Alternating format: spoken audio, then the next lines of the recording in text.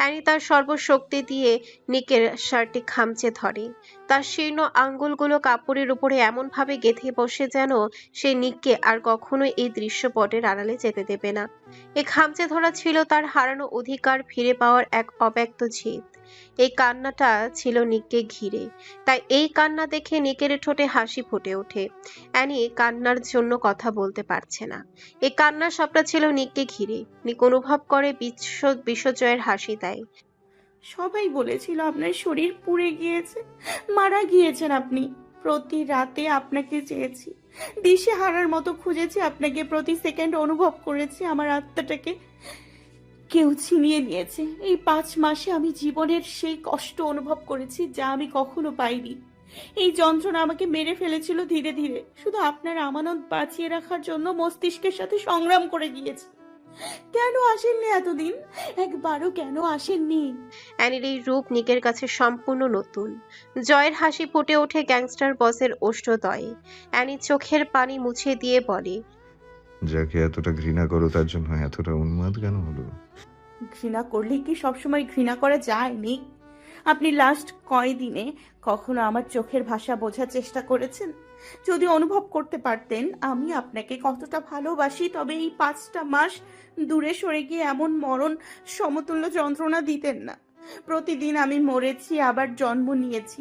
মনে হচ্ছিল মৃত্যুর সেই কঠিন কষ্ট অনুভব করছিলাম প্রতিদিন। যন্ত্রণা অনুভব করতে পারেন আপনি? নিক অ্যানির দিকে তাকিয়ে ঠোঁট কামড়ে ধরে নিজের। অ্যানির মুখে প্রথমবারের মতো নিজের নাম শুনে নিষ্পলকভাবে তাকায়। আমার মতো এমন পাপীকে ভালোবাসতে বিবেকে বাঁধেনি? অ্যানি চোখে চোখ রেখে বলে, বিবেক যখন বাধা দিতে এসেছিল তখন বিবেককে রাস্তা থেকে সরিয়ে দিয়েছে, তাই বাধা দেওয়ার মতো কেউ ছিল না। আমাকে ভালোবাসলে পস্তাতে হবে প্রচুর। আমার জীবন কিন্তু প্রচুর জটিল। জটিলতা না থাকলে ভালোবাসায় আনন্দ লাভ করা যায় না। প্রচুর রাগ আর হিংস্র আমি। রেগে গেলে নিজের মধ্যে থাকি না। নিজের মতো করে সামলে নিব। যখন তখন কাছে টানবো, আদর করব, চুমু খাবো, রাতের সবটা দিয়ে কাছে চাইব। অ্যানি লজ্জায় মাথা নিচু করে ফেলে। মিনমিন করে বলে, অ্যানি চলে যাব। কোথায় যাবে? লজ্জায় নিকের বুকে মাথা রাখে। এরপর চোখে চোখ রেখে বলে, আপনার কাছে। নিক তাকিয়ে থাকে অ্যানির দিকে। অ্যানির কাপা শরীরটা নিজের সাথে মিশাতে চাইলো, কিন্তু অ্যানির বাড়ন্ত পেটের জন্য নিকের সামান্য হচ্ছে প্রচুর। অ্যানিকে একদম বুকের সাথে মিশিয়ে নিতে পারছে না। নিক এতক্ষণ খেয়াল করেনি বিষয়টা। মস্তিষ্ক সজাগ হতেই অধৈর্য হয়ে পেটের দিকে চোখ যায় তার। পেট এমন ফুলেছে কিভাবে? অ্যাসিডিটির সমস্যা? কষ্ট হচ্ছে নিশ্চয়ই খুব। 10 মিনিট অপেক্ষা করো, ডাক্তার চলে আসবে। একবার রুম থেকে বের হই, সব কয়টাকে মেরে নদীতে ভাসিয়ে দিয়ে আসবো। আমি না হয় ছিলাম না, তাই বলে তোমার একটু খেয়াল রাখতে পারলো না? বেঈমান। অ্যানির কপাল খানিকটা কুঁচকে আসে। তার পেটের বাচ্চাকে অ্যাসিডিটির রোগী বলে চালিয়ে দিচ্ছে। অ্যানি চোয়াল চেপে নিকেরে থেকে সরে আসে, সামান্য রাগ দেখিয়ে বলে। দূরে সরুন আপনি আমার থেকে। নিক ঘাড় ঘুরিয়ে অ্যানির দিকে তাকায়।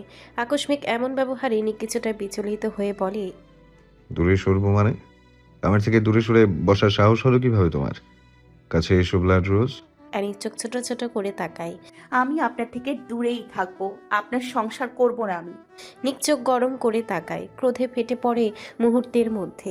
দূরে চলে যাবে এই কথাটা বললে তার সুস্থ মস্তিষ্ক বিকৃত রূপ ধারণ করে। কিন্তু নিক আজ খুব শান্তভাবে রাগটাকে কন্ট্রোল করতে চাচ্ছে। দাঁত পিষে বলে, কিছুক্ষণ আগেই তো বললে আমার সমস্ত পাপ, খারাপ স্বভাব, ছন্ম ছাড়া আমি তাকে ভালোবাসো। সবকিছু দিয়ে নিজের মতো সামলে নেবে। এখন সংসার করবে না বলার স্পর্ধা কিভাবে দেখালে? অ্যানিও একইভাবে দাঁত পিষে উত্তর দেয়। আমি ছন্ন ছাড়া এক মানুষের সংসার করব বলেছি, বলদের সংসার নয়। নিক আকস্মিক চেঁচিয়ে ওঠে। কি বলদ বলছো কাকে? অ্যানি মুখ ভেঙচি মেরে উত্তর দেয়, আপনাকে। নিক কিছুক্ষণ অ্যানির দিকে তাকিয়ে থাকে। এরপর নিঃশ্বাস ছেড়ে অ্যানির কোমরটা চেপে ধরে আবারও নিজের কাছে নিয়ে আসে। কপালে পড়া চুলগুলো কানের কাছে গুজে দিয়ে বলে, কি হয়েছে তোর বেবি? হুট করে এমন অদ্ভুত আচরণ করছিস কেন? ভুল করেছি আমি? কষ্ট পেয়েছিস? নিকের অধৈর্য চোখ মুখ দেখে অ্যানি মুচকি হেসে তাকায়। তাহলে আপা সত্যিই ঠিক কথাই বলেছিল। ওনার সাথে যদি মিষ্টি করে কথা বলা যায় তবে সে আর 5জন সাধারণ মানুষের মতোই হয়ে ওঠে। এই যে এই মুহূর্তে এক শান্তভাবে কথা বলতে তার সঙ্গে গ্যাংস্টার বসের এই নরম রূপটা অ্যানির কাছে একেবারেই নতুন, অচেনা। মনে হঠাৎ প্রশ্ন জাগে, নিক যদি জানতে পারে সে বাবা হতে চলেছে তবে তার প্রতিক্রিয়া কেমন হবে? যে মানুষটা বাচ্চা চাই বলতে বলতে সবাইকে পাগল করে তুলেছিল, সে যদি হুট করে শুনে নেয় সে বাবা হতে যাচ্ছে, তাহলে কি অনুভব করবে? এই কথাটা বলার অপেক্ষাতেই তো এতদিন সে নিজেকে ধরে রেখেছিল। অ্যানি ধীরে নিকের হাতটা ধরে, তারপরে নিকের বাম হাতটা পেটের ওপরে রাখে। নিক প্রথমে বিভ্রান্ত হয়ে অ্যানির পেটের দিকে তাকায়, তারপর তার চোখে চোখ রাখে।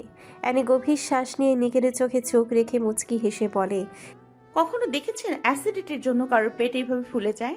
কোথায় দেখেছেন এমন? নিক নিজের কপাল ঘেঁষে অ্যানির গালে হাত রাখে, এদিকে সেদিকে তাকাচ্ছে বারবার। গ্যাংস্টার বসের ছন্নছাড়ের রূপ দেখে অ্যানি নিষ্পলক চোখে তাকিয়ে থাকে। নিক কিছু ভেবে আচমকা অ্যানির দুই কাঁধে হাত রেখে এলোমেলো শ্বাস নিয়ে বলে, এই অ্যাসিডিটি না হলে কি হয়েছে? অন্য কিছু হয়নি তো? কষ্ট হচ্ছে? ব্যথা অনুভব করছো? নিক অ্যানিকে কোলে তুলতে এগোতেই অ্যানি সঙ্গে সঙ্গে তাকে থামিয়ে দেয়। চোখ রাঙিয়ে স্পষ্ট বিরক্তি নিয়ে নিকের দিকে তাকায়। এমন বেপরোয়া হচ্ছেন কেন? চুপচাপ বসুন আমার পাশে, একদম সুস্থ আমি।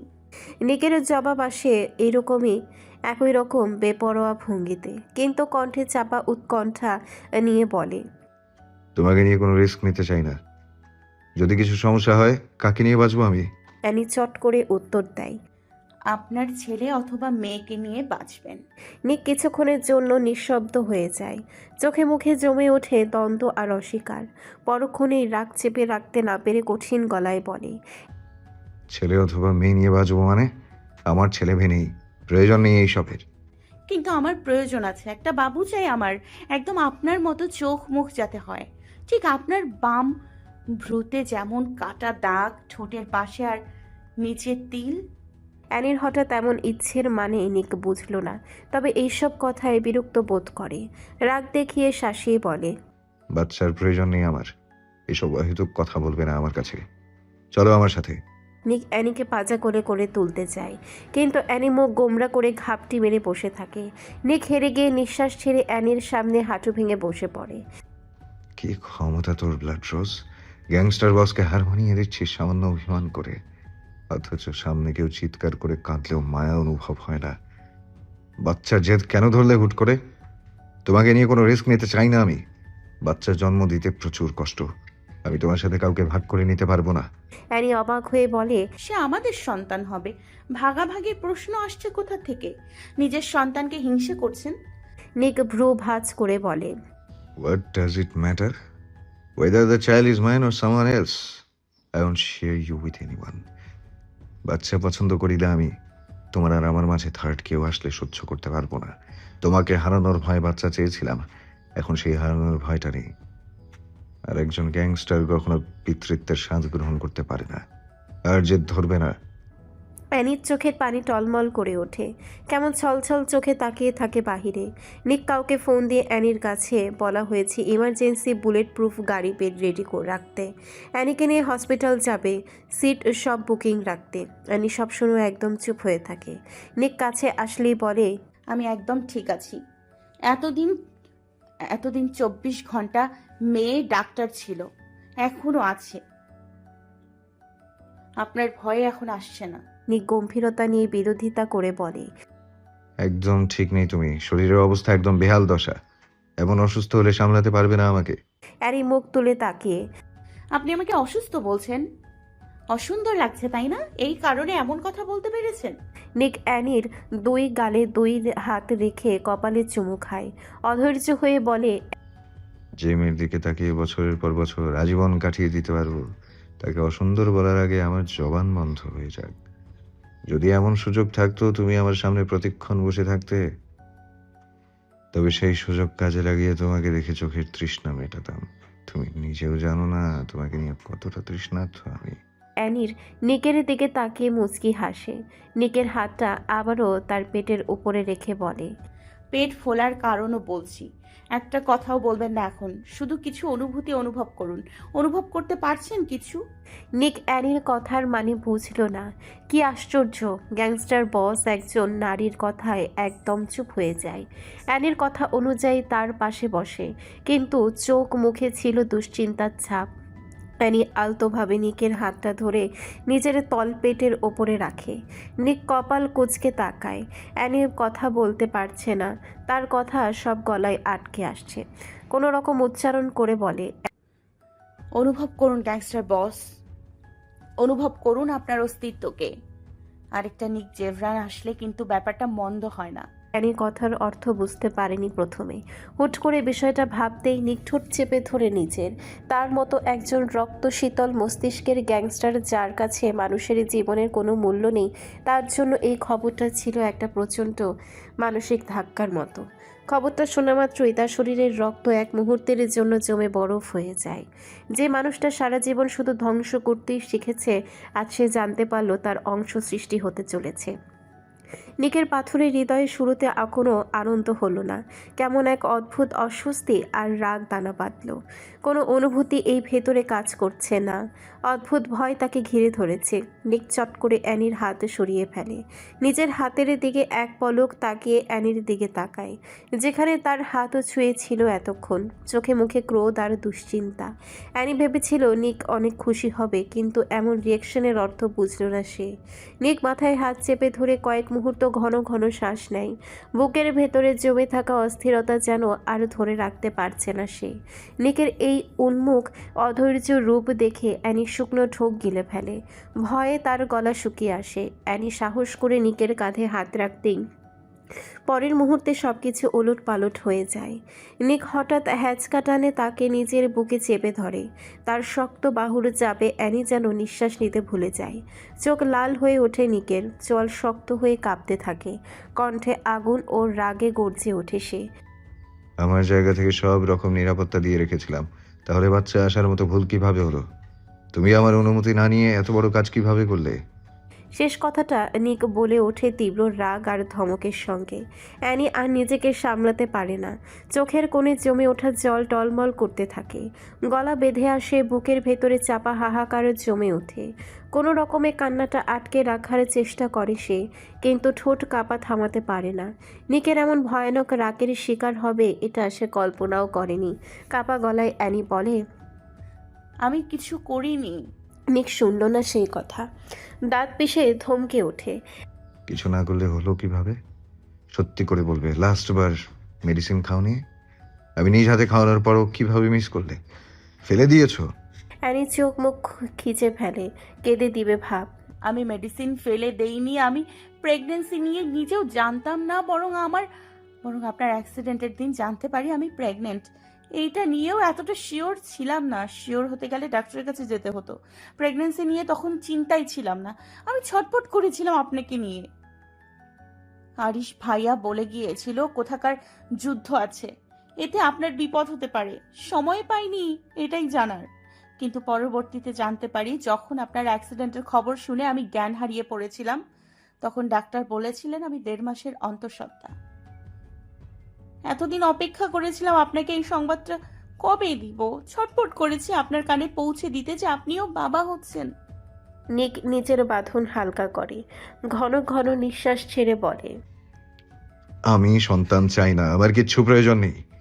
অ্যানি কান্নার জন্য কথা বলতে পারছে না, আহত গলায় বলে, আপনি এখনো আমার সেই অতীতের কথাগুলো মনে করছেন?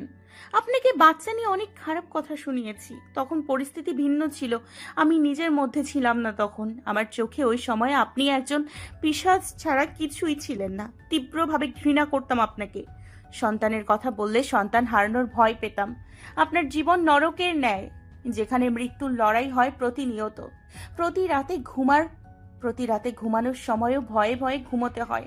ঘুমন্ত অবস্থায় যদি কেউ আক্রমণ করে তবে সকালের সূর্যটা দেখতে পারবো কিনা। ক্ষমতার জন্য ষড়যন্ত্রের একের পর এক চাল বিছিয়ে দেওয়া হয়। যদি সেই চাল ভেঙে ফেলতে পারো তবেই টিকা সম্ভব, নয়তো প্রাণ হারাতে হবে। এমন এক বিভৎস দুনিয়ায় আমি সন্তান জন্ম দিতে চাইনি, রাখতে চাইনি কোনো দুর্বলতা। আপনি বলুন না, কোনো শত্রুপক্ষ যদি আঘাত করতে আসে তবে চোখের সামনে মা হয়ে নিজের মাসুম বাচ্চার ছটফটানি কিভাবে সহ্য করতাম? তাই বাচ্চার কথা বললে এতটা রেগে যেতাম। এখন তো ও আমাদের সংসারের স্তম্ভ হয়ে সংসার স্তম্ভ হয়ে এসে পড়েছে। ওর থেকে এইভাবে মুখ ফিরিয়ে নেবেন না। ও আপনার অংশ। নিক, নিক বিছানা থেকে উঠে দেয়ালে ঘুষি বসায়, সাথে সাথে কেঁপে ওঠে ঘরের প্রতিটা জিনিসপত্র। আমি বাচ্চা চাইলে এতদিনে বাচ্চার বাবা হয়ে যেতাম। আমাকে আটকানোর ক্ষমতা তোমারও ছিল না। নিক জিবরান যা চায় সেটা নেয়ার জন্য কারোর কাছে হাত পাতে না, বরং ছিনিয়ে নেয়। তাই ওই দিনের কথাগুলো আমার উপর কোনো প্রভাবই ফেলেনি। আমি কারোর বাবা হব, এর থেকে হাস্যকর কিছুই হতে পারে না। আমার স্পর্শ, আমার ছায়া তার জন্য শুভ হবে না। এই হাত দিয়ে নিজের জন্মদাত্রীকে খুন করেছি। এই কালো হাত দিয়ে হাজার বাচ্চাকে বলি দিয়েছি। আমার মতো নরপশু নিবে পিতৃত্বের স্বাদ। ছে, আমার ছায়া তার জন্য মঙ্গলজনক নয়। আমার কালো হাতের থাবায় সে ঝলসে যাবে। তোমার উচিত হয়নি আমার হাত তার উপরে রাখার। অ্যানি বিছানা থেকে উঠে আসে, নিকের গালে হাত দিয়ে হালকা হেসে বলে, বাবারা সন্তানের জন্য দেয়াল হয়, তাদের ধ্বংসকারী নয়। আপনার অংশ সে। নিক, আপনার স্পর্শ পেলে সে ঝলসে যাবে না, বরং আপনার স্পর্শ না পেলে ঝলসে যাবে। নিক তার ছেলে সুরে বলে, আমার এই হাত রক্তে ভেজা। যে হাত দিয়ে আমি মানুষের প্রাণ কেড়ে নেই, সেই হাত দিয়ে একটা নিষ্পাপ প্রাণকে ছোঁয়া কি পাপ নয়? আমার ছায়া তাকে অন্ধকার ছাড়া আর কিছুই দেবে না। নিকে সে তার ছেলেকে উপেক্ষা করে অ্যানি এক পা এগিয়ে আসে। তার চোখে পানি থাকলেও কণ্ঠস্বর ছিল দৃঢ় ও অবিচল। সে নিকের রক্তমাখা হাতের উপরে নিজের হাত রেখে খুব নরম গলায় বলল, রক্ত ধুয়ে যায়, সাফ হয়ে যায়, কিন্তু রক্তের টান কখনো মুছে ফেলা যায় না। আপনার হাত কারোর জন্য জমদূত হতে পারে, কিন্তু আপনার সন্তানের জন্য এটাই হবে তার প্রথম আশ্রয়। সে আপনার অন্ধকার দেখবে না, সে দেখবে তার বাবাকে। নিক এক ঝটকায় নিজের হাত সরিয়ে নেয়। চোয়াল শক্ত হয়ে আসে তার। ধূসর বাদামি চোখের মণিতে এক ধরনের উগ্র অস্থিরতা। সে ঘরের জানালার দিকে তাকিয়ে দাঁতে দাঁত চেপে বলে, বাবা ডাকবে না, তীব্রভাবে ঘৃণা করবে। আমি এক নরপশু, যার কোনো ভবিষ্যৎ নেই। আমার মতো মানুষের অংশ হয়ে জন্মানো মানেই অভিশপ্ত জীবন পাওয়া। পৃথিবী আমাকে ভয় পায়। আমি চাই না আমার সন্তান আমাকে দেখে আতঙ্কে কুঁকড়ে থাকুক। আমার স্পর্শ পেলে সে ঝলসে যাবে। ভুল ভাবছেন। যে বাঘ পুরো বনের কাছে আতঙ্কের, সেও ভুল ভাবছেন। যে বাঘ পুরো বনের কাছে আতঙ্কের, সেও তার ছানাকে পরম মমতায় আগলে রাখে। আপনার কঠোরতা পৃথিবীর জন্য তুলে রাখুন, কিন্তু আপনার সন্তানের জন্য আপনি কেবলই একজন বাবা। আপনার স্পর্শ তাকে ঝলসে দেবে না, তাকে এই নিষ্ঠুর পৃথিবী থেকে আড়াল করে রাখবে। আমার ভেতরে কোনো মায়া নেই, কোনো দয়া নেই। আমি তাকে কি দেব? নিকের একটা শক্ত হাত টেনে নিয়ে নিজের পেটের ওপরে রাখে। নিক হাতটা সরিয়ে নিতে চাইল, কিন্তু অ্যানি তা ছাড়ল না। অ্যানি দৃঢ় গলায় বলে, আপনি তাকে আপনার নাম দেবেন, আপনার সাহস দেবেন। একজন মাফিয়া রাজত্ব জয় করতে পারে, কিন্তু একজন বাবা তার সন্তানের হৃদয়ে রাজত্ব করে। তার ছোট্ট আঙ্গুল যখন আপনার ওই শক্ত হাতটা ধরবে, তখন বুঝতে পারবেন আপনি নর পশু নন, আপনি একজন রক্ষাকর্তা। নিকের চোখ দুটো অ্যানির স্ফীত উদরের দিকে নিবদ্ধ আছে, কিন্তু সেখানে কোনো পিতৃসুলভ কোমলতা বা পরম মমতার লেশমাত্র নেই। নিক এক পা এগিয়ে এসে অ্যানির খুব কাছে দাঁড়ায়, এতটাই কাছে যে অ্যানি নিকের গায়ের সেই চিরচেনা উগ্র তামাক আর দামি পারফিউমের তীব্র গন্ধ পাচ্ছিল। নিক তার শক্ত আঙ্গুল দিয়ে অ্যানির চিবুকটা আলতো করে উঁচিয়ে ধরে, অত্যন্ত নিষ্পৃহ এবং শান্ত গলায় বলে, এই বাচ্চার জন্য যদি তোমার তিল পরিমাণ কষ্ট হয়, তবে তিল পরিমাণ ছাড় দিব না। তোমাকে কষ্ট দেয় এমন কাউকে সহ্য হয় না আমার, এমনকি নিজেকেও না। সামান্য থেমে নিঃশ্বাস টেনে বলে, তুমি হয়তো একে তোমার সন্তান হিসেবে দেখছো, কিন্তু আমি একে দেখছি তোমার শরীরের ওপর আসা এক বাড়তি চাপের মতো। তোমাকে কষ্ট দেয় এমন কাউকে আমি সহ্য করব না, তা সে কোনো শত্রুই হোক, কোনো নিয়তি হোক, কিংবা আমার নিজের রক্ত। তোমাকে সুস্থ দেখতে পাওয়ার জন্য আমি যদি এই অনাগত প্রাণকে। নিক থেমে যায়। কথাটা অসম্পূর্ণ রেখে অ্যানির শুকনো কাপা ঠোঁটের উপরে চুমু খেতে চায়, কিন্তু অ্যানি খেতে দিল না তাকে। নিকের এমন পাষাণ হৃদয় দেখে অ্যানির কান্না আসে। লোকটা পাথর সে জানে, কিন্তু পৃথিবীর এমন কোনো পুরুষ নেই যে বাবা হওয়ার খবর শুনে এমন পাথর হৃদয় নিয়ে বসে থাকে। অ্যানি রাগটাকে সামলাতে না পেরে নিকের কলার চেপে ধরে আচমকা। নিককে কিছু বলতে না দিয়ে চোখে চোখ রেখে দাঁত পিষে বলে, যদি এইভাবে মুখ ফিরিয়ে রাখেন তবে প্রচুর খারাপ হবে। আমি বাচ্চা চেয়েছিলাম, বাচ্চা আমি কখনো চাইনি। জোর করে এই বাচ্চা নেইনি আপনার থেকে, বরং নিজে দিয়েছেন এই বাচ্চা। সজ্ঞানে হোক বা অন্যভাবে, সে আপনার অংশ। আমার সন্তানের প্রতি কোনো রকম অবহেলা দেখলে আমি সহ্য করব না। হৃদয়হীন পাষাণ্ড লোক, সন্তানের অস্তিত্ব অনুভব করে একটু মায়া কাজ করলো না। হৃদয়ে পাষাণ্ড প্রলেপ পড়ে গিয়েছে। এই 6.5 মাস নিজে সব সামলে নিয়েছি, আর বাকি দিনগুলো নিজেই সামলাতে পারবো। লাগবে না আপনার কোনো ভালোবাসা। অ্যানি কথাগুলো এক নিঃশ্বাসে বলে ওয়াশরুমে গিয়ে দরজা আটকে দেয়। এই মুহূর্তে নিকের সামনে দাঁড়াতে ইচ্ছে করছে না। কান্না আসছে বুক ভেঙে, ভেতরটা ফেটে যাচ্ছে। ওয়াশরুমের পিচ্ছিল মেঝেতে বসে অ্যানি নিজের মুখাবয়ব দুহাতে আবৃত করে রুদ্ধশ্বাসে ক্রন্দন করতে থাকে। নিকের সেই পাষাণোচিত বাক্য বাণগুলো ওর অন্তঃকরণকে এক নিদারুণ দহন জ্বালায় দগ্ধ করেছিল। যে মাতৃত্ব নারীর শ্রেষ্ঠ অলঙ্কার, নিকের দৃষ্টিতে তা যেন এক অসহনীয় আপদ। বাইরে নিকের পায়চারির শব্দ শোনা যাচ্ছে, প্রতিটি পদক্ষেপের অ্যানির হৃদকম্পন বাড়িয়ে দিচ্ছে। নিকের এই নির্লিপ্ত কাঠিন্য আর অনমনীয় জেদ অ্যানিকে এক দুর্ভেদ্য অন্ধকার প্রকোষ্ঠে বন্দি করে ফেলেছে। তার অনাগত সন্তানটি এমন পিতার ছত্রছায়ায় আসতে চলেছে যার কাছে মমতা এক প্রকার মানসিক দুর্বলতা। টেপ ছেড়ে শীতল জলের ধারায় মুখ ধুয়ে অ্যানি যখন আয়নায় নিজের প্রতিবিম্ব দেখে, কিছুক্ষণ আয়নায় নিজের পেটের দিকে তাকিয়ে হাত রাখে, 2 হাত দিয়ে স্পর্শ করে সামান্য হেসে বলে, আচ্ছা, তোমার কি কান তৈরি হয়ে গিয়েছে? তুমি কি আমাদের কথা শুনতে পেয়েছো? শুনলেও কষ্ট পাবে না একদম। তোমার বাবা একটু আলাদা রকম, অদ্ভুত রহস্যময়। সে আজ রাগ দেখিয়েছে। ওনার ভয় হচ্ছে যদি আমার কিছু হয়ে যায়। তোমার কিছু একটা হয়ে গেলে কাল দেখবে তোমার জন্য উন্মাদ হয়ে উঠেছে। দেখবে তুমি তার জীবন হয়ে উঠেছো। বিশাল সমুদ্রের নীল জলরাশি তখন উন্মত্ত তাণ্ডবে মেতেছে। লোনা বাতাসের ঝাপটা আর উত্তাল ঢেউয়ের গর্জন চারিপাশের পরিবেশকে এক অদ্ভুত মায়াবী গাম্ভীর্যে ভরিয়ে দিয়েছে। পিচ ঢালা রাস্তার একপাশে অধীরাজের দামি গাড়িটা নিষ্পৃহভাবে দাঁড়িয়ে আছে, তার মালিকের একাকিত্বের পাহারাদার। সমুদ্রের একদম কিনারায় বালুকা বেলায় শেষ প্রান্তে স্থবির পাহাড়ের মতো দাঁড়িয়েছিল অধীরাজ। তার শার্টের হাতা গোটানো, এলোমেলো চুলগুলো বাতাসের ঝাপটায় কপালে আছড়ে পড়ছে। ঠিক সেই মুহূর্তে সে পিঠে একজোড়া ছোট হাতের কোমল স্পর্শ অনুভব করল। ছোট ছোট 2টা হাত তার চওড়া পিঠটাকে জড়িয়ে ধরেছে। এই উত্তাল সমুদ্রের গর্জনের মাঝেও অধীরাজ যেন সেই হৃদস্পন্দনের শব্দ শুনতে পায়। সে ঘুরেনি একটুও, দৃষ্টি সাগরের দিগন্তেই নিবদ্ধ রইল। কিন্তু অধীরাজের ঠোঁটের কোণে ফুটে ওঠে এক চিলতে রহস্যময় আর তৃপ্তির মুচকি হাসি।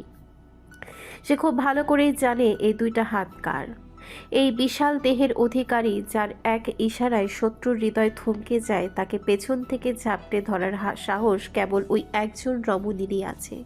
সমুদ্রের নোনা গন্ধ মিশে থাকা সেই পরিচিত সুবাসটা অধীরাজের নাসারন্ধ্রে পৌঁছে দিতেই তার ভেতরের সব কাঠিন্য যেন বালির বাঁধের মতো ধসে পড়ে। বাতাস যখন সেই রমণীর অবাধ্য চুলগুলোকে উড়িয়ে এনে অধীরাজের কাঁধে ফেলছে, অধীরাজ তানভীর দিকে ঘুরে তার কপালে চুমু খেল। বুকের সাথে মিশিয়ে নিয়ে নিচু স্বরে সমুদ্রের গর্জন ছাপিয়ে তানভীরের উদ্দেশ্যে বলে, এইভাবে যদি সারাক্ষণ বুকের সাথে মিশিয়ে রাখতে পারতাম তাহলে বোধহয় তৃষ্ণা মিটত না। তানভীর মুচকি হেসে বিড়াল ছানার মতো হালকা উকি দেয়। অধীরাজের দিকে তাকিয়ে বলে, তোমার বস বেঁচে আছে শুনে খুশি হলাম। ওনার কিছু হয়ে গেলে দেখা যেত একটা সময় তোমাকে হারিয়ে ফেলেছি, বসের সুখে সুখে মরে যেতে। অধীরাজ সামান্য হেসে বলে, মিথ্যা বলনি। কিভাবে জানলাম বস বেঁচে আছে? আমি তো এখনো বলিনি। নিউজে দেখাচ্ছে, আজ পুরো নিউজ ফিড জুড়ে ভূমিকম্প বইছে। উনি বেঁচে আছে শুনে অনেক বড় শক খেয়েছি। কিছুক্ষণ তাকিয়েছিলাম নিউজের দিকে, ভেবেছি মিথ্যা নিউজ ছড়াচ্ছে, পরে দেখলাম সত্যি কাহিনী এটা। গ্যাংস্টার বস বেঁচে আছে, বলনি কেন? অধীরাজ তানভীর চুল ঠিক করে দিয়ে বলে, আমি আর আরিস স্যার ছাড়া কেউ জানতো না, এমনকি বসের ওয়াইফ ম্যামও জানতো না।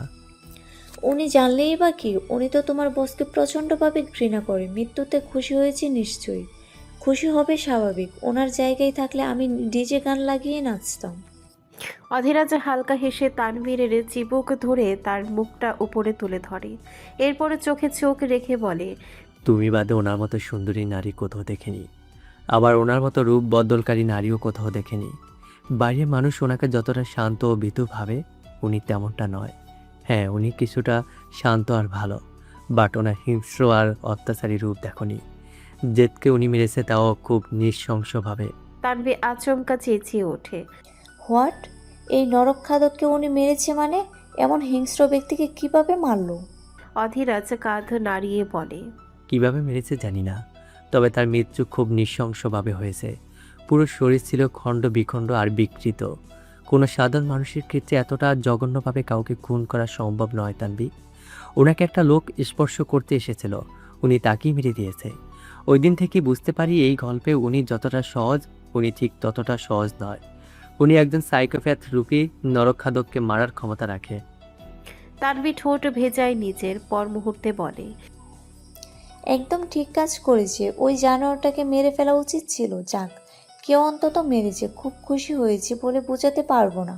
দেখে নেও তোমার বসকে আবার কবে আক্রমণ করে বসে। অধীরাজ ফিচেল হেসে বলে, বসের কান আর চোখ বাজ পাখির মতো, দূরে কেউ তাকিয়ে থাকলেও বস অনুভব করতে পারে। খুব সহজে শত্রুদের ঘায়েল করতে পারে।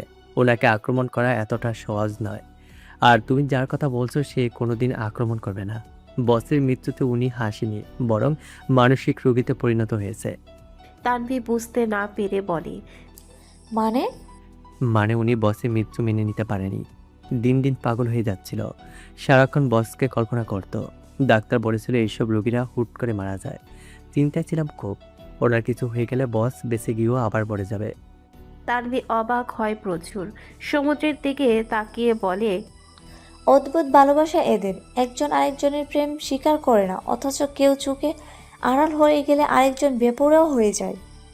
অধীরাজ তানভীর কোমর পেছন থেকে চেপে ধরে সামনে হাঁটা দেয়, একটা পাথরের উপরে বসে বলে, এই যে বললাম, দুজনই রহস্যময়।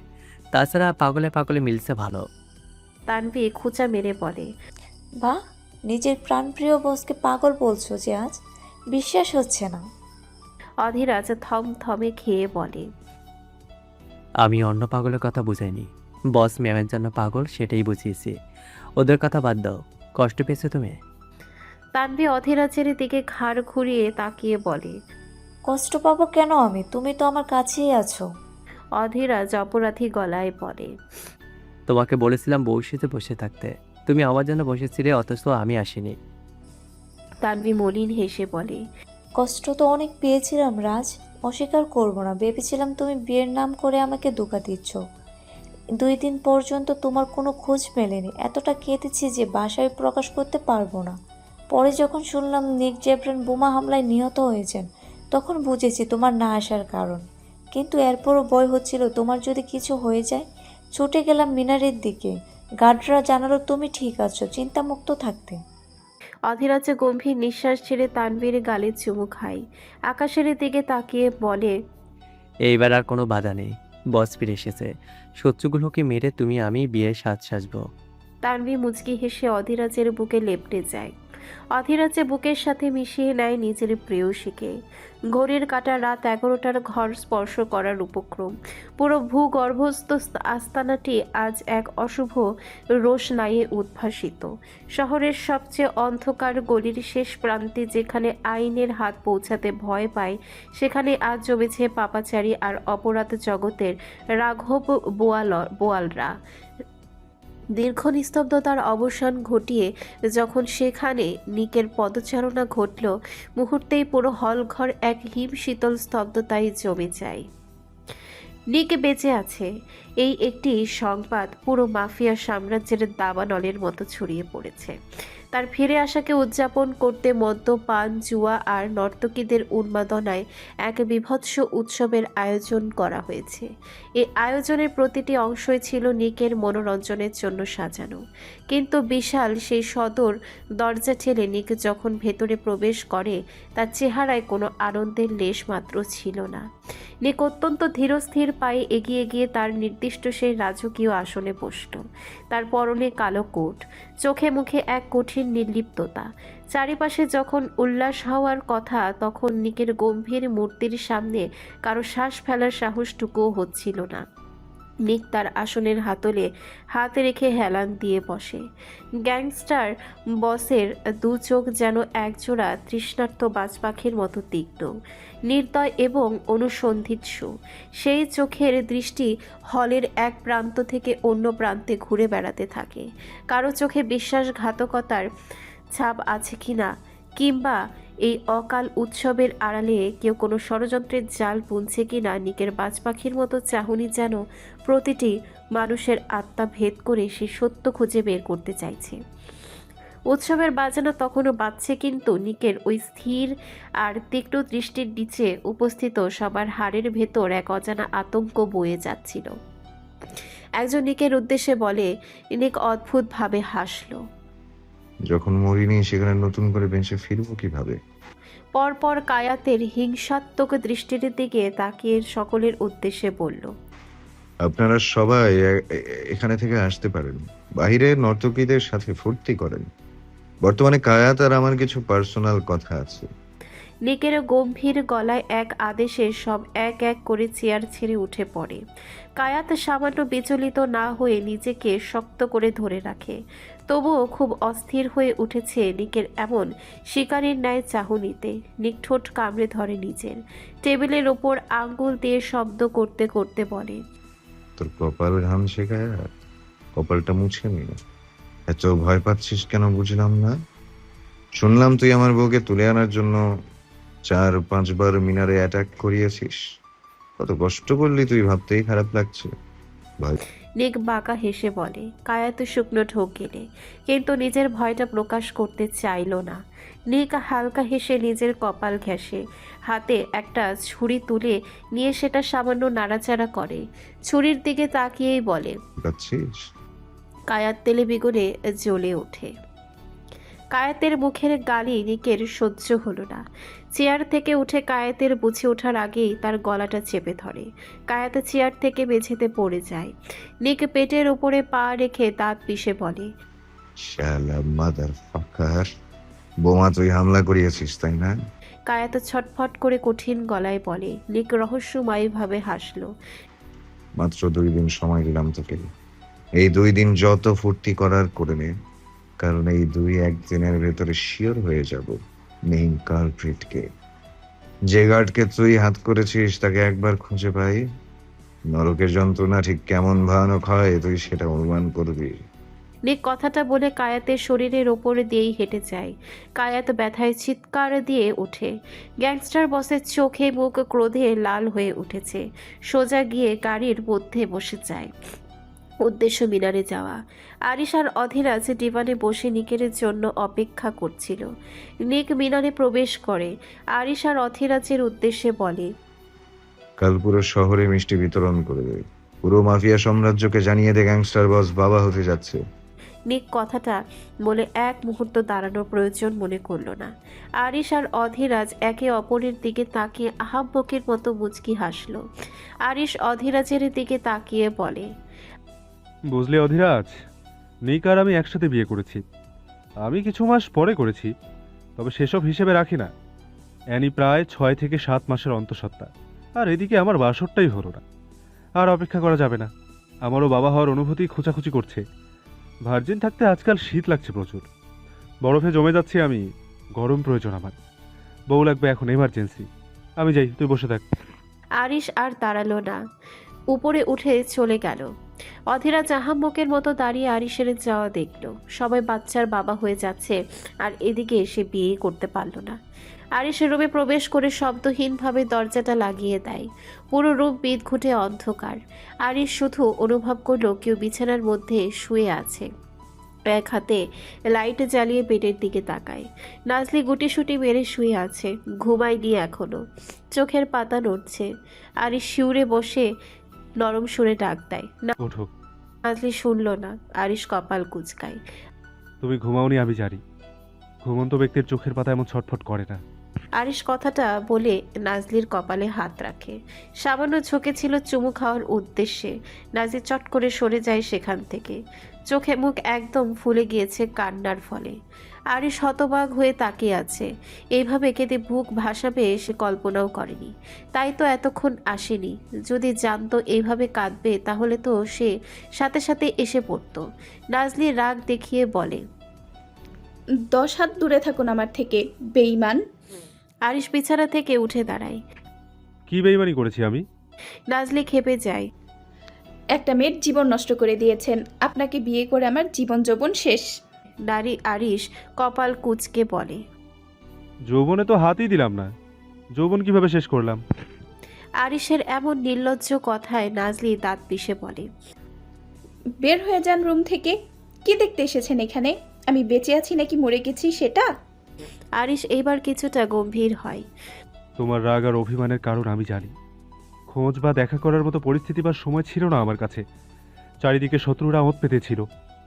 গার্ডদের মধ্যে সব থেকে বড় বিশ্বাসঘাতক লুকিয়েছিল। আমি যদি মিনারে আসতাম তবে শত্রুরা আমার উপরে অ্যাটাক করতো। এমনও হতে পারে আমাকে অনুসরণ করে নিক পর্যন্ত চলে গিয়েছে। তোমার কি মনে হয় তোমাকে দেখার জন্য হৃদয় ছটফট করেনি? অবশ্যই করেছে, কিন্তু অনেক সময় ষড়যন্ত্রের কাছে আবেগ হেরে যায়। দূরত্ব বাড়িয়ে দেয় দুজনের মধ্যে, আর এই সাময়িক দূরত্ব ভবিষ্যৎ সুন্দর করে। নাজলি ছোট কামড়ে ধরে এদিক সেদিক তাকায়। কান্নার ফলে কথা বলতে পারছে না। আরিশ পায়ের শুজ খুলে এক লাফে বিছানায় ওঠে।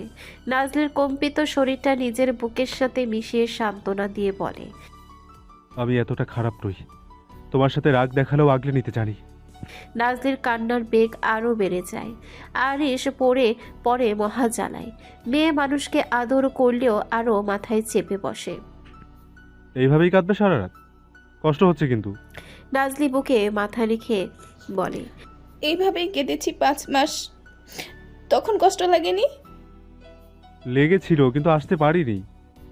একটা জিনিস খুব উপকার হয়েছে, যা আমার কাছে অমূল্য রত্নের মতো। নাজলি ডাক টেনে বলে। কি? আরিশ মুচকি হেসে বলে, দূরত্ব না থাকলে ভালোবাসা অনুভব করা যায় না। এই একটা দূরত্ব থেকে অ্যানি নিককে অনুভব করলো, আর তুমি অনুভব করলে আমাকে। নাহলে কিভাবে বুঝতাম তোমার মতো জঙ্গলিও যে ভালোবাসতে জানে? নাজলি চোখ ছোট ছোট করে তাকায় আরিশের দিকে। ভালোবাসি কখন বললাম? আরিশ অবাক হয়ে বলে, আমার জন্য কেঁদেছো, এটাই তো ভালোবাসা। নাজলি একদম নাকচ করে দেয়। আপনার জন্য কেঁদেছি কে বলল? আমি কেঁদেছি তার কারণ ছিল। আপনার সাথে কত ঝগড়া করেছি। এখন আপনার যদি কিছু হয়ে যায় তবে আমার মাফ চাওয়া আর হবে না। কারোর কাছে মাফ না চেয়ে কবরে গেলে শাস্তি পেতে হয়, সেই ভয়ে কেঁদেছি আমি। আপনার জন্য কাঁদতে যাব কোন দুঃখে? আশ্চর্য! দেখি সরুন। নাজলি বিছানা থেকে নেমে যায়। আরিশের মাথা ঘুরাচ্ছে যুক্তি শুনে। শাস্তির ভয়ে কেঁদেছে, লাইক সিরিয়াসলি এখনো কেঁদেছে। চোখ দুইটা ফুলে লাল হয়ে আছে। পুরো অভিমান দেখেছে, ছলছল দৃষ্টি দেখেছে সে। আর এই মেয়ে বলছে শাস্তি পাওয়ার ভয়ে কেঁদেছে। হায় আল্লাহ, এমন ঘাটতেরা মেয়ে কেন আরিশের কপালে রাখলো? নাজলি দরজা খুলে বের হওয়ার জন্য প্রস্তুতি নেয়। আরিশ পথ আটকে বলে। বাহিরে কেন যাচ্ছ? নাজলি পেছনে তাকিয়ে বলে, আশ্চর্য! পথ আটকাচ্ছেন কেন? রুম থেকে বের না হলে আমি ঘুমাবো কোথায়? আরিশের নিজের রাগের নিয়ন্ত্রণ হারাচ্ছে। কপাট রাগ দেখিয়ে বলে, এত বড় বেড চোখে পড়ে না তোমার? ওহ, তাহলে আপনি বাহিরে ঘুমাবেন? আমি বাহিরে ঘুমাবো কেন? নাজলি ভ্রু কুচকে বলে। আমি আর আপনি এক বেডে ঘুমাবো এমন কিছু ভাবছেন? আরিশ নাজলির বাহু ধরে বলে। স্বামী স্ত্রী এক বেডে ঘুমায়, এইটাই দুনিয়ার নিয়ম। নাজলি মুচকি হেসে বলে, সব স্বামী স্ত্রী ঘুমায় কারণ তাদের সম্পর্ক ওই রকম। তাদের মধ্যে ভালোবাসা অনুভূতি আছে, আপনার মতো নয়। যে সম্পর্কে ভালোবাসা নেই সেখানে এক বেডে ঘুমানোর প্রশ্নই আসে না। আরিশ দাঁতে দাঁত পিষে দরজার সাথে চেপে ধরে বলে। তুমি ভালোবাসলেই তো হয়ে যায়। নাজলি পিঠে সামান্য ব্যথা পায়, কিছুটা রাগ দেখিয়ে বলে, আমি কেন ভালোবাসবো আপনাকে? আপনি ভালোবাসেন এটা কোনোদিন স্বীকার করেছেন? যেদিন আপনি বলবেন সেদিন উত্তর কি দিব সেটা ভেবে দেখব। আপাতত আমাকে ছাড়ুন। আপনার জন্য অর্ধেক জীবন শেষ আমার। আমার হতভাগা জামাইটা অপেক্ষা করে বসে আছে আমাকে বিয়ে করবে বলে, অথচ এদিকে আমাকে আটকে রেখেছেন। তাকে বাসর করা থেকে বঞ্চিত করছি আমি। নাজলি আর কিছু বলতে পারেনি। আরিশ হিংস্রতা নিয়ে চেপে ধরে নাজলির ঠোঁট। আকস্মিক এমন হিংস্র থাবায় নাজলি ছটফটিয়ে ওঠে। আরিশ মাথার উপরে দিয়ে চেপে ধরে নাজলির দুই হাত, অন্য হাত দিয়ে কোমরে চেপে ধরে ঠোঁটের চুম্বনে মিলিত হয়। নাজলি যতবার ছটফট করে ততবার হিংস্রভাবে কামড় পড়ে তার নরম ঠোঁটে। আরিশের চোখ বন্ধ, তার অবাধ্য হাতের বিচরণ জামা ভেদ করে উন্মুক্ত মাংসে খামচে ধরে। আরিশ নাজলিকে পাজা কোলে করে তুলে বিছানায় শুইয়ে দেয়। নাজলি সরে যেতে চাইলে হ্যান্ডকাফ দিয়ে হাত বেঁধে দেয়। আরিশ ঘন ঘন নিঃশ্বাস টানছে। ঠোঁট ব্যথার কারণে নাজলি কথা বলতে পারছে না। কোনো রকম উচ্চারণ করে বলে, কুত্তার বাচ্চা, আমার ঠোঁট কি তোর বাপের সম্পত্তি? আরিশ নিশালো চোখে তাকায়, গলায় মুখ গুজে দিয়ে বলে, আমার, একান্তই আমার সম্পত্তি। আমার ভালোবাসা, আমার প্রেম, আমার নিঃশ্বাস। নাজলি চমকে যায়। ঠোঁটের কোণে হাসি ফুটে ওঠে। কাপা গলায় বলে, কি কি কি বললেন? আরিশ কানের দিকে চুমু খেয়ে ফিসফিস করে বলে, ভালোবাসি তোমাকে। এই কণ্ঠে পর পুরুষের নাম সহ্য হয় না, আগুন লাগিয়ে দিতে ইচ্ছে করে। নাজলি ঠোঁট চেপে ধরে নিজের, চোখ দিয়ে বিরতিহীনভাবে পানি গড়িয়ে পড়ছে। এই শব্দটা শোনার জন্য কত ছটফট করেছে সে। অবশেষে একটু তেরামি করার ফলে শোনার ভাগ্য হলো। নাজলি আরিশকে উঠাতে চাইল। আরিশের নিঃশ্বাস এলোমেলো, কেমন অদ্ভুতভাবে তাকে টেনে নিয়ে যাচ্ছে। আরিশের এমন ছন্নছাড়া উন্মাদ রূপ দেখে নাজলি ভড়কে যায়। কি কি কি করছেন? ছাড়ুন, আমার কথা শুনুন আগে। আরিশ ছাড়ল না। হাতের হ্যান্ডকাফ খুলে দিয়ে জামার ফিতার মধ্যে হাত রেখে গলায় মুখ গুজে দেয়। বিরতি সুরে বলে, প্লিজ নাজলি, অন্তত এই মুহূর্তে সরে যেতে বলো না প্লিজ। ভালোবাসি তো অনেক, অনুমতি দাও প্লিজ। নাজলির শরীর শিরশির করে ওঠে। আরিশের পিঠে হাত রেখে নাজলি চোখ বন্ধ করে ফেলে নিজের। অনেক তো দূরত্ব হলো, আর এত দূরত্ব রেখে কি হবে? ভালোবাসার সময় তো দিন দিন ফুরিয়ে যাচ্ছে। নাজলি লজ্জায় লাল হয়ে যায়, কাপা গলায় বলে, আমিও ভালোবাসি আপনাকে, অনেক ভালোবাসি। সাথে সাথে খুলে যায় জামার ফিতা। নাজির শরীর শিরশির করে ওঠে। আবারও শক্ত করে আরিশের পিঠ খামচে ধরে। অনুভব করতে পারছে একজন উন্মাদ পুরুষের বেসামাল স্পর্শ। কি আশ্চর্য! ভালোবাসার শব্দে এত শক্তি কেন? সামান্য একটা স্বীকারোক্তিতে নিজেকে উৎসর্গ করে দিয়েছে। সরে আসার মতো শক্তি হারিয়ে ফেলেছে। আরিশ নাজলির কানের কাছে এসে ফিসফিস করে বলে, প্রস্তুত? নাজলি লজ্জা আর আতঙ্কে আরিশের বুকে মুখ লুকায়। আরিশ মুচকি হেসে নাজলির মাথায় চুমু খায়। ভয় নেই, নিজের সবটা দিয়ে আগলে নেব। নাজলি চোখ বন্ধ করে ফেলে। শক্ত করে খামচে ধরে আরিশের চুল। সময় যাচ্ছে বিরতিহীনভাবে। ভালোবাসার এক অতল গহ্বরে হারিয়ে যায় দুইজন। সঠিক মানুষের সাথে কাটানো প্রতিটা মুহূর্ত যেন এক একটা নতুন জন্ম। আরিশ আর নাজলি সেই জন্মের স্বাদ নিতে নিতে ডুবে গেল একে অপরের মাঝে। নিক রুমে প্রবেশ করে, চোখ খুঁজে চলেছে ব্যক্তিগত নারীকে। দেখতে পায় একদম গুটিসুটি মেরে বিছানার একপাশে শুয়ে আছে। নিক অনেকক্ষণ তাকিয়ে দেখল অভিমানী রমণীটিকে। অ্যানির মুখে ভালোবাসি শব্দটা শুনে তার ভেতরে কেমন তাণ্ডব চলেছে সেটা একমাত্র নিজেই বলতে পারবে। নিক অ্যানির ছোট্ট শরীরটা নরম বালিশের উপরে রেখে উদ্বিগ্ন গলায় বলে, এইভাবে বাঁকা হয়ে কেন ঘুমিয়েছো ব্লাডরোজ? দেখি সোজা হয়ে ঘুমাও, নয়তো শরীরে ব্যথা করবে। অ্যানির কোনো নড়াচড়া নেই। নিক সোজা করে দিলেও সে আগের মতোই বেঁকে যায়। নিকের ভ্রু দুইটা কুঁচকে আসে। অ্যানির মুখের দিকে গভীর দৃষ্টি রাখে। চোখের পাতা ভিজে আছে, নড়ছে হালকা পাতলা। জামার দিকে তাকিয়ে গভীর শ্বাস ফেলে। মেয়েটা আজ সারাদিনের শাওয়ারও নেয়নি। যেমন কাপড় পরা অবস্থায় রেখে গিয়েছিল ঠিক তেমনই আছে। নিক ব্লেজার খুলতে খুলতে অ্যানির উদ্দেশ্যে বলে, আর কতবার বলবো সোজা হয়ে শোয়ার জন্য? অ্যানি তবুও শুনল না।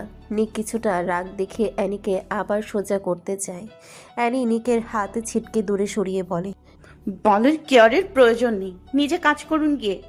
নিকের চোয়াল শক্ত হয়ে আসে, অনেকটা জোরে ধমক মেরে বলে, থাপ্পড় মেরে কান বন্ধ করে দিব ফাজিল। এই পবিত্র মুখে যদি আর কোনোদিনও গালি আসে, ঠোঁট দুইটা সেলাই করে দেব। এইভাবে মটকা মেরে শুয়ে আছো কেন? সোজা হও, বেবির সমস্যা হবে নয়তো। অজান্তেই বলে ফেলেছে নিকে কথাটা। কথাটা বলে গ্যাংস্টার বস নিজেও বিচলিত হয়ে যায়। নিকের কণ্ঠলব্ধ সেই অনতিস্ফুট বাক্যটি এই মুহূর্তে তপ্ত মরুর বুকে আকস্মিক বাড়ি বর্ষণের ন্যায় ঝঙ্কৃত হলো। সুকঠিন কাঠিন্যের অন্তরালে লুকায়িত এই অতর্কিত ভাবাচ্ছ্বাস খোদ সেই দুধর্ষ নেতার চিত্ত এক প্রকার অভূতপূর্ব বিড়ম্বনার উদ্ভব ঘটিয়েছে। এতকাল যে গম্ভীর ছিল তার অলঙ্ঘনীয় বর্ম আজ এক মুহূর্তে অসতর্কতায় সেই সুসংবদ্ধ আবরণে এক সুগভীর ফাটল পরিলক্ষিত হলো। কথাটা শুনে অ্যানি চট করে চোখ খুলে। নিকের ধমক ভুলে যায়, ঠোঁটের কোণে খেলে যায় মৃদু মুচকি হাসি। এই তো ধীরে ধীরে হিংস্রতার প্রলেপ সরে গিয়ে ভালোবাসার প্রকাশ ঘটছে। এই একটু একটু করে সৃষ্টি হওয়া ভালোবাসা একদিন বিশাল সমুদ্রে পরিণত হবে। এত ভালোবাসার সৃষ্টি হবে যে তার পরিমাপ কেউ করতে পারবে না। নিজের সন্তানকে কাছে টেনে নেবে, আর 5 জন বাবার মতো কোলে নিয়ে আদর করবে, চুমু খাবে, ভালোবাসার প্রকাশ ঘটাবে। অ্যানি কথাগুলো ভেবে গভীর চিন্তায় ডুব দেয়। আচ্ছা, উনি যদি কখনো বাচ্চা কোলে নেয় তবে কেমন দেখাবে? দৃশ্যটা পৃথিবীর সব থেকে সুন্দর দৃশ্যকে হার মানাবে। কিন্তু উনি বাচ্চা কোলে নিতে পারে তো? অ্যানি কথাগুলো ভেবে নিজেই হেসে ওঠে, তবে হাসিতে কোনো শব্দ ছিল না। এই মুহূর্তে নিকের সাথে একটা ঠান্ডা যুদ্ধ চলছে তার, আর এই যুদ্ধে সে এত সহজে সদয় হবে না। সে ভালোবাসা প্রকাশ করতেও জানে, আবার সেটা নিমিষে ধ্বংস করতেও জানে। অ্যানি সামান্য নড়ে চড়ে বলে, বাচ্চার সমস্যা হলে আপনার কি? আপনি তো নিজেই চাইছেন বাচ্চাটাকে সরিয়ে দিতে। ভাগ্যিস বাচ্চাটার শরীর বড় হয়ে গিয়েছে। নিকের হাত থেমে যায়, চোখে মুখে কঠিনভাবে শক্ত হয়ে আসে। নিকের প্রশস্ত কপাল কুঁচকে একাকার হয়ে যায়, চোখের মণি দুটো স্থির ও তীক্ষ্ণ হয়ে ওঠে। এই কথার ভার সহ্য হলো না গ্যাংস্টার বসের। কেন হলো না জানা নেই, শুধু মনে হচ্ছে সামনের মেয়েটাকে পুড়িয়ে ভস্ম করে দিতে পারলে শান্তি পেত। রমণীটিকে সান্ত্বনা না দিয়ে কঠিন বাক্য ছুড়ে দেয়। বাচ্চার কিছু হলে আমার সমস্যা নেই, কিন্তু তোমার কিছু হলে আমার অনেক সমস্যা। গভীর আর কর্কশ কণ্ঠস্বর। অ্যানির বুক ভেঙে কান্না আসছে। এতটা পাষাণ কেন এই লোক? অ্যানির মনে হুট করে আগমন ঘটে অন্য চিন্তার। কোনোভাবে কি এ লোকটা অন্য কারণে বাচ্চাটাকে মেনে নিচ্ছে না? গ্যাংস্টার বস তাকে নিয়ে সব কিছুর সাথে জ্যালাসি করে। চন্দ্র, সূর্য, জড়জীব সব কিছুর সাথে জ্যালাসি। প্রথমে এগুলো অ্যানির কাছে ছিল মানসিক যন্ত্রণা। বের হয়ে আসার জন্য ছটফট করেছে দিনরাত।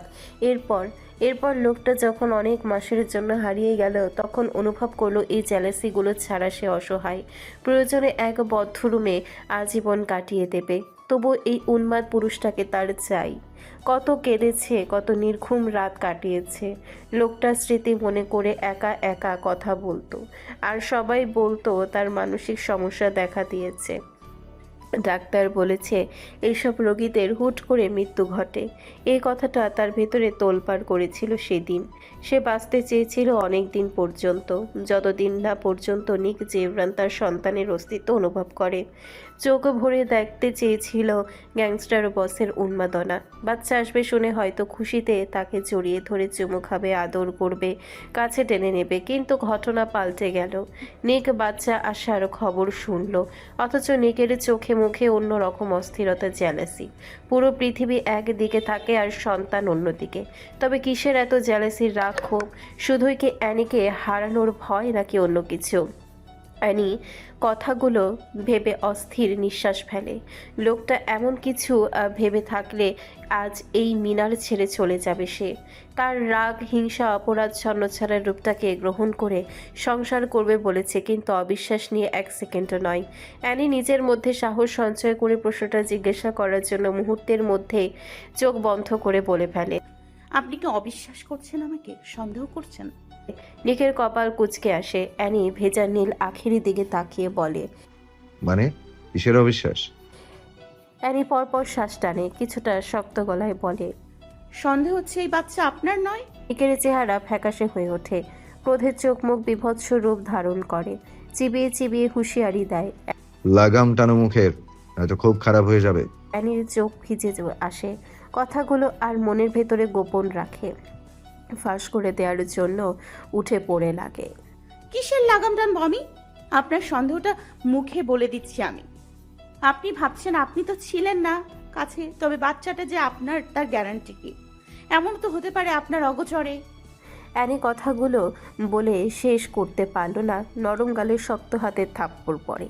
অ্যানি কিছুটা ছিটকে পড়ে যেতে নেয়, কিন্তু তার আগেই দুইটা শক্ত হাত তাকে ধরে গর্জে ওঠে। মানুষ মনে হয় না আমাকে তোর? পেটে আমার বাচ্চা নিয়ে ঘুরে অন্যের বলে চালিয়ে দিচ্ছিস। তোর কি মনে হয় আমার ভেতরটা দয়ার সাগর? এই কথা অনুমান করলে তুই এতক্ষণে বেঁচে থাকতি? গ্যাংস্টার বস নিক যে প্রাণ যাকে সন্দেহ করে তাকে একেবারে দুনিয়া থেকে সরিয়ে দেয়। প্রতারণা আমার সব থেকে বড় শত্রু। আরে নিজের মাকেই তো বাঁচতে দেইনি, সেখানে তো তুই নিজের কথা বলছিস। কি মনে হয় তোর আমার এমন মনে হলে বেঁচে থাকতি তুই? এই পবিত্র শরীরে ছোঁয়ার অধিকার একমাত্র আমার, আর আমার অধিকারের উপরে যদি কেউ আঙ্গুলের স্পর্শ লাগায় তবে তছনছ করে দেব সবকিছু। আর সেখানে তোর পেটে বাচ্চা দেয়া তো বিলাসিতা। এতটা জঘন্য চিন্তা ভাবনা আসলো কিভাবে মাথার মধ্যে? এমন কিছু হলে অনেক আগেই তোকে খুন করে কুত্তা দিয়ে শরীর খাওয়াতাম, আর বাচ্চাটাকে ডাস্টবিনে ছুঁড়ে ফেলতাম। কিন্তু সে আমার অংশ, আমার বৈধতার দলিল, আমার অস্তিত্ব। ভুলেও আর যদি এইসব বলতে দেখি, বাজে কিছু করে বসবো। আমার দুর্বলতা খুঁজে পেয়েছে ভেবে যদি আনন্দ পাও, তবে সেটা হবে তোমার জীবনের সবচেয়ে বড় ভুল, ব্লাড রোজ। মনে রেখো, বনের বাঘ যখন শান্ত থাকে তার মানে এই নয় যে সে শিকার করতে ভুলে গেছে। কান্না ব্যথা ভুলে গিয়ে অ্যানি ফ্যাল ফ্যাল চোখে তাকিয়ে থাকে। লাস্ট লাইনগুলো কর্ণে বাজছে খুব। আমার অস্তিত্ব, আমার বৈধতার দলিল। অ্যানির ভাবনার মধ্যে ভেসে আসে নিকের শক্ত কণ্ঠস্বর। নিজেকে অবিশ্বাস করবো তবুও তোমাকে না। তোমাকে অবিশ্বাস করার আগে আমার মৃত্যু হোক। নিক থেমে নিঃশ্বাস নেয় আরও। অ্যানিকে পাজা কোলে করে তুলে ওয়াশরুমের দিকে এগিয়ে যায়। অ্যানির গালের দিকে তাকায়, 5 আঙ্গুলের দাগ বসে একদম ফুলে উঠেছে। এতদিন পর মেয়েটাকে কাছে পেল, আদর করি তো তৃষ্ণা মেটাতে পারছে না। কিভাবে আঘাত করে বসলো, ড্যামেট। অ্যানির লালচে গালে ঠোঁট ছুঁয়ে বলে, আমি খারাপ, উন্মাদ হতে পারি, কিন্তু তোমাকে অবিশ্বাস কখনো করব না। 5 মাস পর ফিরে এসে তোমার উন্মাদনার খবর শুনে যে প্রশান্তি লাভ করেছে তা জীবনে অনুভব করিনি। এইসব কথা নেক্সট টাইম উচ্চারণ করো না। নিজেকে সামলাতে পারি না, আঘাত করে বসবো। অ্যানি নিশ্চুপ হয়ে শোনে সেসব কথা। ওয়াশরুমে এসেছে এতক্ষণ খেয়াল করেনি সে। নিজের অবস্থার অনুভব করে কপাল কুঁচকে ফেলে। আপনি আমাকে ওয়াশরুমে নিয়ে এসেছেন কেন? নিক গম্ভীর গলায় বলে। শাওয়ার নিবে তাই। অ্যানির চোখ আকারে বড় হয়ে যায়। এই গভীর রাতে শাওয়ার নেয় কোন পাগলে? অ্যানি অধৈর্য গলায় বলে। এত রাতে ওয়াশরুমে নিতে পারবো না, ঠান্ডা লাগছে খুব। নিক বাচ্চাপের দিকে তাকিয়ে বলে। হট শাওয়ার নেবে। অ্যানি চেতি গলায় বলে। একদম জোর দেখাবেন না, একদম জোর দেখাবেন না। কাল সকালে নিয়ে নিব। এত রাতে শাওয়ার নেয় কোন পাগলে? নিক ভ্রু কুঁচকে বলে। কেন, গভীর রাতে কখনো শাওয়ার নাওনি? নিকের ইঙ্গিত তার ইশারা বুঝতে অ্যানি থতমত খেয়ে যায়। লজ্জায় গাল লাল হয়ে যায় তার। মিনমিন গলায় বলে। তখন নেওয়াটা বাধ্যতামূলক ছিল। এখন নেওয়াটাও বাধ্যতামূলক। একজন মানুষ সারাদিন শাওয়ার নিয়ে কিভাবে থেকেছে? শাওয়ার না নিলে আমার সাথে জায়গা দিব না। অ্যানির চোখ ছোট ছোট হয়ে আসে। জায়গা দেবেন কেন? কে আমি যে জায়গা দেবেন? বউ আমার, একমাত্র আবিরে, অভিমানী বউ। অ্যানি মাথা নিচু করে মুচকি হাসে। নিক অ্যানির চুলগুলো বেঁধে দিয়ে শার্টের বোতামগুলো এক এক করে খুলতে থাকে। অ্যানি ঠোঁট কামড়ে ধরে নিচের। নিকের হাতের ঠান্ডা স্পর্শ শরীরে লাগতেই পা দিয়ে আঙ্গুলের সাহায্যে শক্ত করে চেপে ধরে মেঝে। এই বুঝে জ্ঞান হারিয়ে পড়ে যাবে সে। উফ, এত কেন হালকা লাগছে নিজেকে। শার্ট খোলার জন্য কাঁধ থেকে নামাতেই অ্যানি বাধা দেয়। আপনি বাইরে যান, আমি শাওয়ার নিয়ে আসছি। অ্যানির এই বাধা দেওয়াটা নিকের রাগটাকে বাড়ানোর জন্য যথেষ্ট ছিল। বাধা মানল না সে, শক্তভাবে শার্টটা খুলে ফেলে। অ্যানি হকচকিয়ে ওঠে কিছুটা। নিকের রাগটা অনুভব করতেই সিটিয়ে যায়। মনে পড়ে কথাগুলো। তুমি সম্পূর্ণ আমার থেকে কোনো কিছু আড়াল করবে না, এমনকি নিজেকেও না। তুমি নিজেকে আড়াল করলে আমার মাথা ঠিক থাকে না, মনে হয় তুমি আমার না, আমাকে ছেড়ে চলে যাবে। অ্যানি কিছু বলতে চাইল, কিন্তু নিকের গম্ভীর মুখ দেখে কথা আটকে যায়। বাথরুমের কাছের দেয়ালে তখন উষ্ণ বাষ্পের খেলা। শাওরের ঝিরিঝিরি শব্দ ছাপিয়ে অ্যানির হৃৎপিণ্ডের থুকপোকানি স্পষ্ট শোনা যাচ্ছে। গ্যাংস্টার বসের গম্ভীর মুখাবয়বে কোনো ভাবান্তর নেই। অ্যানির শুভ্র কাঁধে তখন শীতল বাতাসের ঝাপটা এসে লাগছে বারবার। যতই নিক তাকে বস্ত্রহীনভাবে দেখুক, এরপরও এমন অর্ধনগ্ন হয়ে দাঁড়িয়ে থাকাটা কেমন অস্বস্তি লাগছে। কিন্তু এই কথা বললে এই মুহূর্তে তাণ্ডব বয়ে যাবে।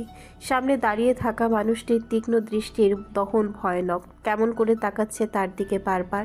পাশ থেকে শ্যাম্পুর ছিপি খোলার মৃদু শব্দ হলো। অ্যানি তাকানোরও সুযোগ পেল না সেদিকে। তার সেই রেশমের মতো লম্বা সোনালি চুলের শ্যাম্পুর ধারা নেমে আসে। অবাকে অ্যানির মুখ হা হয়ে যায়। অ্যানির খুব ইচ্ছে করছিল দৃশ্যটা ভিডিও করে রাখতে।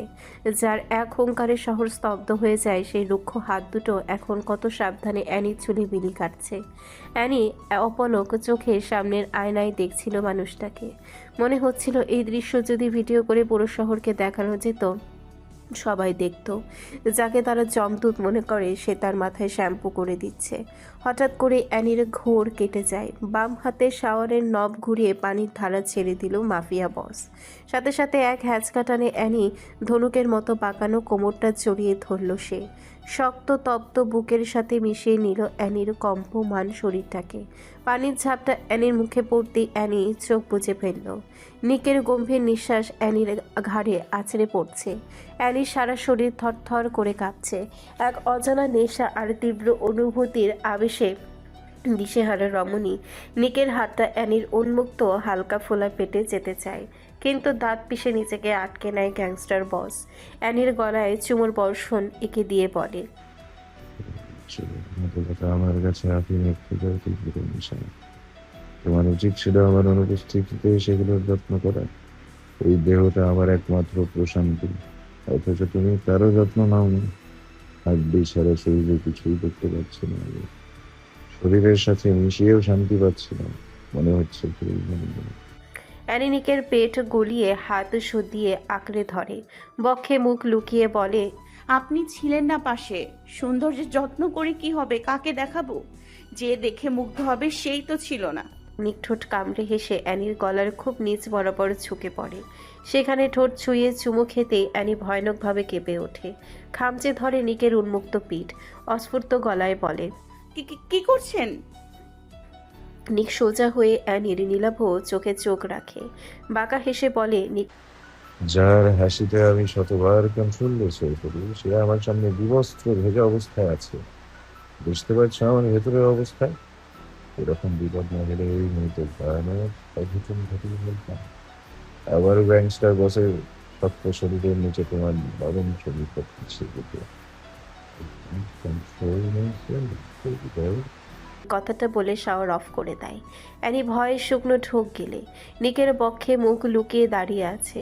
লজ্জায় মুখ ওঠানোর সাহস নেই তার। ঠোঁট কামড়ে হাসে মাফিয়া বস। ট্রায়াল রুমে প্রবেশ করে অ্যানির সামনে জামা রাখে। অ্যানি সেদিকে তাকিয়ে লজ্জায় আরও সিটিয়ে যায়। কাপড়ের ভাঁজ থেকে সরিয়ে বলে, এটা পড়ি না আমি। আপনি দাঁড়ান, আমি নিয়ে আসছি। নিক ভ্রু কুঁচকে তাকালো, খুবই সিরিয়াস ভঙ্গিমায় বলে, কেন? এই নারী কি সমস্যা?